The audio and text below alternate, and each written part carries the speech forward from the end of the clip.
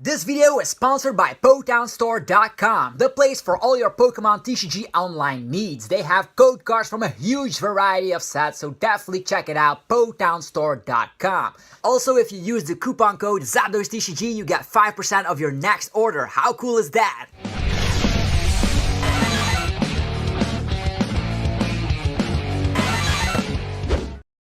What's up YouTube, it's ZapdosTCG here and welcome back to a TCG deck profile video on my channel. Today we're gonna check out the new Rebel Clash decks, and what better way to start it off than with probably one of the tier 1 decks coming out of this new set, the Dragapult V Max. This is a huge HP Pokemon with 320 HP, Psychic type, so we're gonna be able to use that new Horror Energy on it. Its first attack, this is the V Max, so we're gonna go over this deck profile card by card and tell you why these cards are included in the deck list like this. So we're gonna start with the regular Dragapult before we go to the V Max. So that is going to be 4 copies of Dragapult V. This is a 2-pricer, not too terrible. For single energy we use Bite. It could be a little bit on the higher damage output for a V Pokemon, but 30 damage for 1 energy already knocks out things like an Inkay, so don't forget about that. Also, things like Ditto Prism Star, if you use the Zigzagoon, which is in this list by the way, we can also one-shot Ditto, so not bad just to start off if you go second. The other attack, Assault Jet, dishes out 60 damage, and if this Pokemon was on your bench and became your active Pokemon during this turn, we can actually smack 80 more damage, so that is the total amount of 140 damage. Pair that with the Horror Energy and maybe some Zigzagoons, which we'll be able to reuse with, of course, the new item card, which I'm going to talk about in this video as well. You actually get the numbers done very nicely. But the better thing is, of course, the V Max. It has a 1 retreat cost. The resistance has been buffed to -30, as we know with the Sword and Shield cards. And then Weakness to Darkness is not bad to have because not a lot of Darkness types are being played at the moment. We could see a change of that if Dragapult becomes too popular, but for now, the Darkness weakness is where it's at, which is totally awesome. So 4 copies of Dragapult V. Then 4 copies of the V Max. The V Max is actually nice because it's a damage output gets multiplied by 2, so 60 damage for a single energy, and we can go through any effects. So that means things like Zamazenta V, which is irrelevant for damage for like a V Max. We can go through that. Other Pokemon that cannot get hit, for instance a Jolteon GX with Swiftron GX, we can then still hit it with Shred, so that's fantastic to see here. Also, this is where it's at, its second attack, Max Phantom, being able to dish out 130 damage for 2 energies, and then we can also put 5 damage counters on your opponent's bench Pokemon in any way we like. Will be so disruptive. We are in a format where everybody will be running Jirachi, because if you go first, you cannot play down any supporters. The only thing you have is like Dedenne, Jirachi to just get yourself a hand established. So at this point, if Jirachi is in play, you're definitely going to be able to punish that, because with 5 damage counters, you can use this attack twice and you can put them wherever you like. So that's going to be fantastic to just sweep up on weak Pokemon. Think about Absol, think about Oranguru, think about Jirachi. All of those bench sitters are now becoming free prize cards for this Pokemon, and this has a huge amount of HP. You could play this with Mallow and Lana to heal off some damage. Maybe the Hyper Potion could see some play if you're pairing it with Malamar, but today we're playing the straight Dragapult V Max list with, of course, lots of tech cards. So this is the list, so 4-4 of the Dragapult V Max.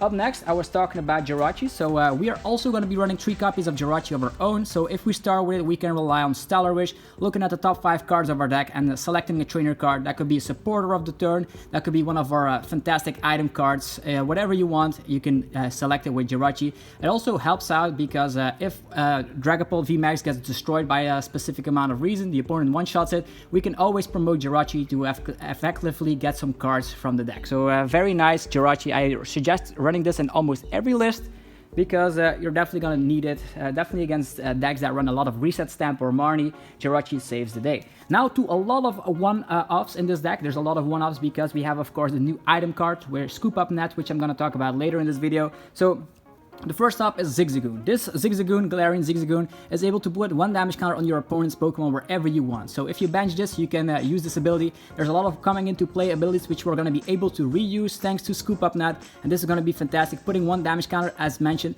with the Dragapult V, you can actually put that 1 damage counter to knock out something like a Ditto, or maybe more importantly, if you reuse the Galarian Zigzagoon, you can even get a 1-hit KO on Jirachi. So the Galarian Zigzagoon definitely helping out. So a one-off. Next is Phione to push Pokemon to the bench. Sometimes you attack with Dragapult V Max, smack 130 damage and the opponent is almost knocked out. You want to be hitting 130 damage on something else because sometimes the 5 damage counters can be enough to one-shot the active Pokemon. So Phione pushes the active Pokemon to the bench, which is fantastic. And you can also, this goes to the bottom of the deck, make sure we are never going to be able to deck out. So Phione, I love this card so much. Next is Oranguru, consistency booster with Primate Wisdom. Once during our turn, you can swap one card from our hand to one of the top cards of our deck. Has nice synergy with the Mew, actually the Mewtwo here, with the Mind Report, which I'm going to talk about later. Puts a supporter back on top of the deck. We can immediately draw that out with Oranguru, which is going to help out a ton, because you can reuse Mewtwo as many times as you want with Scoop Up Net. Scoop Up Net is going to be a 4-off in this list. If you have not heard about it before, it's going to be fantastic. Next is Giratina, my personal favorite, to just have some disruption, and by your side, the opponent will now be running Horror Energy of their own. They will maybe run Twin Energy if they're a rogue deck. They could be running the Speed Energy. There's a lot of things that people run. Maybe the Weakness Guard Energy, because Mewtwo is weak to Psychic, so we hit that for weakness. So you can get rid of the special energies with Giratina as many times as you want. So you smack down Giratina, get rid of a special energy, and you can even use Scoop Up Net, put it back in the hand, and you reuse it next time. So it's gonna be fantastic, Giratina.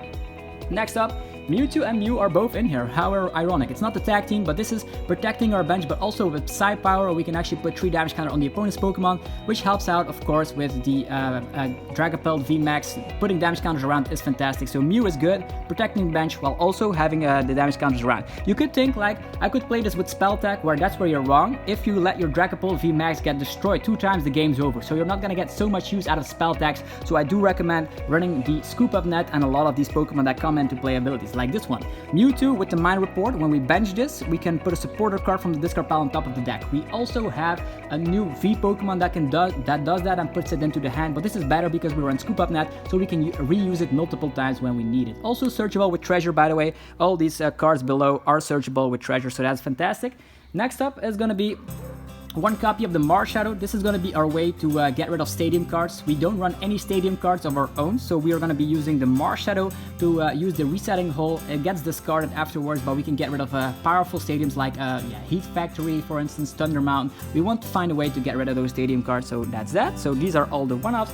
Then, of course, 1 copy of Dedenne. What would a deck be without Dedenne? Dedenne will make sure that we can draw cards. If you find something like a Quick Ball, we immediately get use out of this on the first turn. So 1 copy of Dedenne, a must for sure. So I'm actually going to leave this right here so we have every card on the list.